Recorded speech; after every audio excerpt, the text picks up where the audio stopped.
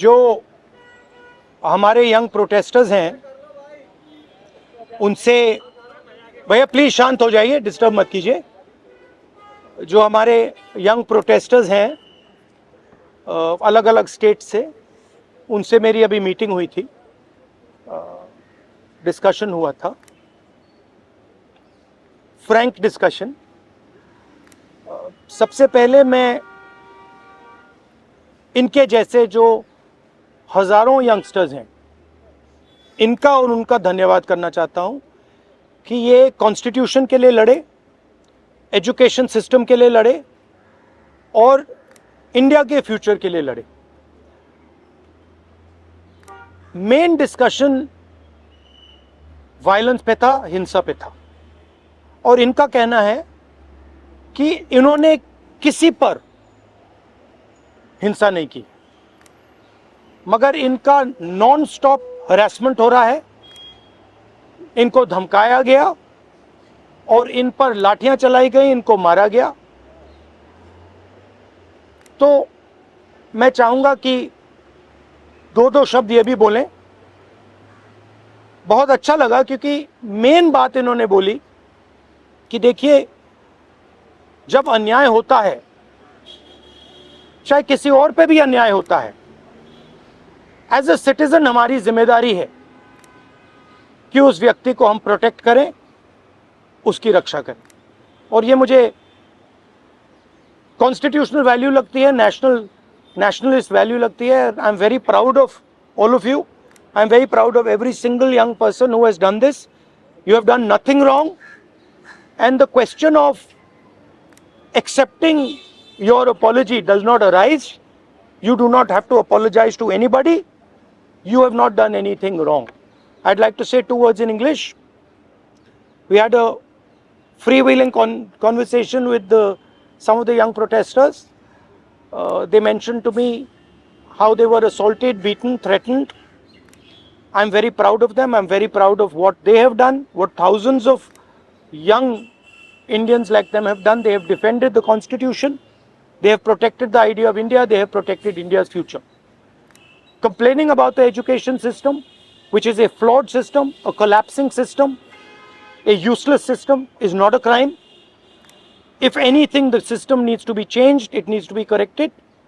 And that is all they were asking for. They were not doing violence, they were not being aggressive, they were not being nasty. They were beaten, they were assaulted, they are threatened. Accepting their apology, forcing them first, sending gundas to their house. महिलाओं के घर में गुंडा भेजने के बाद forcibly उनसे apology, 15 साल की बच्ची से अपॉलॉजी लेना और फिर उस अपॉलॉजी को एक्सेप्ट करना, accepting that apology is complete nonsense. We do not accept it. We want a education system that works. We want exam leaks to stop, and we want the future of this country, who is them, to be respected and protected. So would you like to say a word? Hello everyone, मेरा नाम है रिया अहीर. मैं वो लड़की हूँ जो Mumbai police के सामने आ गई थी. यू गाइस से कि ये वो लड़की है जो वायरल हो गई है, जिन्होंने मुंबई पुलिस को रोका था.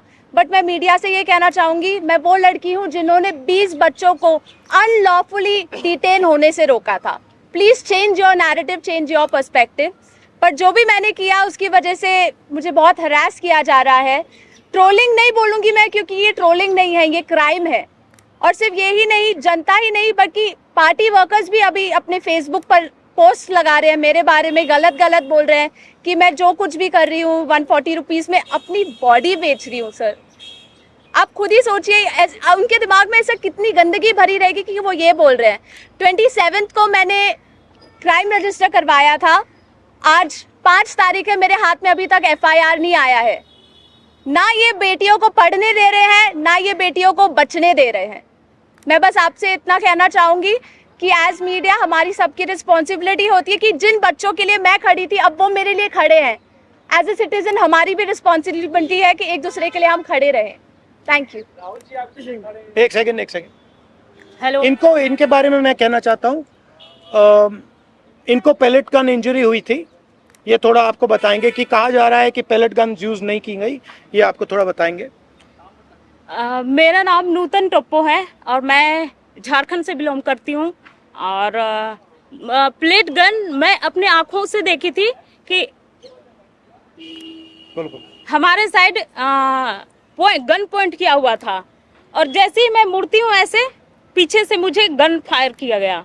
और मुझे पता, अच्छी तरह से पता है, मुझे गन से ही फायर में लगी है, प्लेट गन से ही लगी है, बस मुझे ये पता है। पर जब जब देश में जंतर मंतर में 20 तारीख ओके, और जब जब अन्याय के खिलाफ हमें खड़ा होने का मौका मिले, हम खड़ा होंगे जरूर।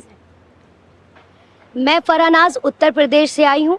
मैं एज अ ग्रेजुएशन स्टूडेंट हूँ, लेकिन हम जब 20 तारीख को जंतर मंतर पे एकदम पीसफुल होके प्रोटेस्ट कर रहे थे, ये पुलिस के गुंडे बहुत बुरी तरीके से हमको मारे। इतने बुरा इंजर्ड करने के बाद में ये लोग हम लोगों पे ये बोलते हैं कि अगर आप कार्रवाई करोगे तो हम लोग भी डायरेक्ट कार्रवाई करेंगे। देन उसके बाद भी जब इनसे ये नहीं बना तो ये लोग कहने लगे, ये पुलिस का कहना था कि इनका नाम, क्योंकि मुसलमान नाम से इन लोगों ने जज किया कि मैं फरानाज, पहले इन्होंने मुझे मारने के बाद बस में बिठाया, 3 घंटे तक लिटरली रखे, और फिर उसके बाद बोलते हैं कि नाम क्या, मैंने कहा फरानाज। इनकी लिस्ट अलग बनाई जाएगी क्योंकि ये लोग देशद्रोही हैं।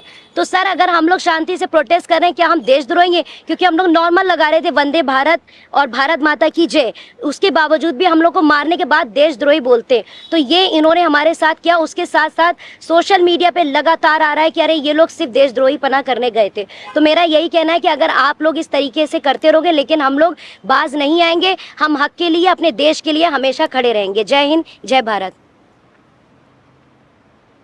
मेरा नाम भरत बानाइत है। मैं नागपुर से आया था, जो जंतर मंतर के लिए प्रोटेस्ट किया था।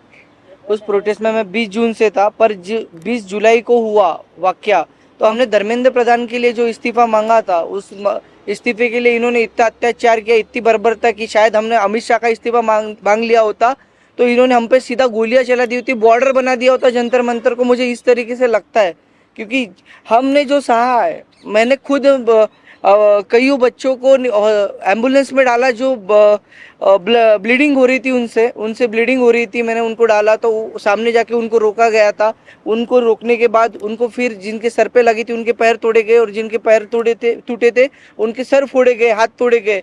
मतलब इस तरीके का वाक्य हमने देखा, और अभी तक जिंदगी में मैंने ये ऐसा दिन कभी मैंने अपने जिंदगी में नहीं देखा, और ये मेरे जिंदगी का ब्लैक डे था, और ये जिंदगी में किसी के नहीं आना चाहिए। इसलिए सबने एक साथ सब खड़े हुए, और जैसे मुझे मारा गया तो लोग मुझे देख के आए, पर अभी हमें लगता है कि उस दिन अगर हम रुकते नहीं जंतर मंतर पे, तो ये लोकतंत्र का आखिरी दिन होता। यही मैं कहना चाहता हूँ। धन्यवाद। हाय एवरीवन, मेरा नाम मुस्कान है। मैं ज़्यादा कुछ नहीं बोलूँगी, मैं बस इतना बताऊँगी that I was one of the peaceful protesters at Delhi Jantar Mantar. मेरा सवाल बस ये है कि जब मैं शांति से चल रही थी तो पुलिस ने मुझे मारा क्यों? आरएएफ ऑफिसर्स ने मेरे ऊपर लाठी क्यों बजाई? और जब ये साफ साफ रूल है कि आप थाई के ऊपर नहीं मार सकते हो और एक मेल ऑफिसर किसी लड़की को नहीं मार सकता, तो एक मेल आरएएफ ऑफिसर ने why did he try to jab a baton into my buttocks?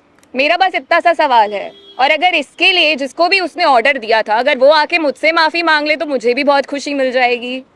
And secondly, क्योंकि मैंने बोला कि मेरा नाम मुस्कान है, मैं एडिशनली ये भी ऐड करना चाहूँगी कि सर ने मेरी शर्मा है, और ये मैं इसीलिए बता रही हूँ क्योंकि आजकल हर कोई मान के बैठा है कि मैं मुस्लिम हूँ, और इसीलिए मुझे और ज़्यादा गालियाँ मिल रही हैं।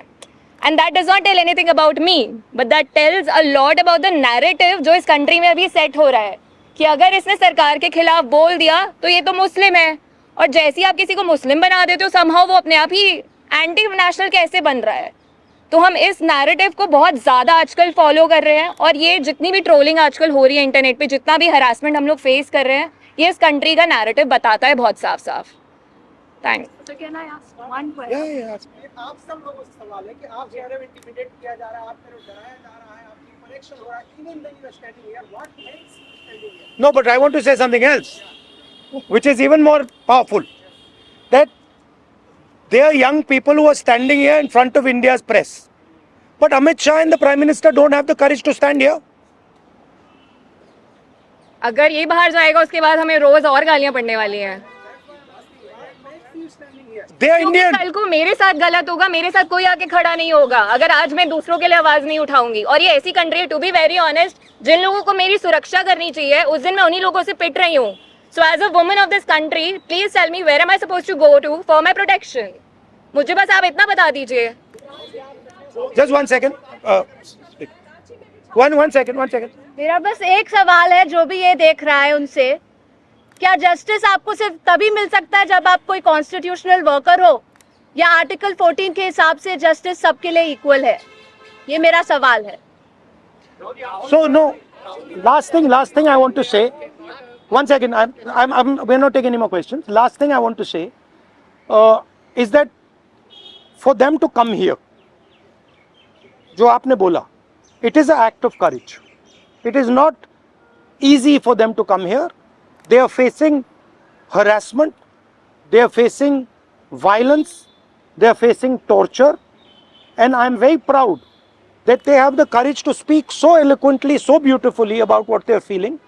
And these are exactly the type of youngsters that this country needs. There's thousands and thousands of them, and I'm extremely proud of what they have done. Final thing, the person who is responsible for this violence, the person who has had the pellet gun fire into this young lady, the person who's had the pellet gun fire into that young man I brought here, the person who has turned the police force against this young lady who's asking for their protection is Mr. Amit Shah, is the Home Minister of India.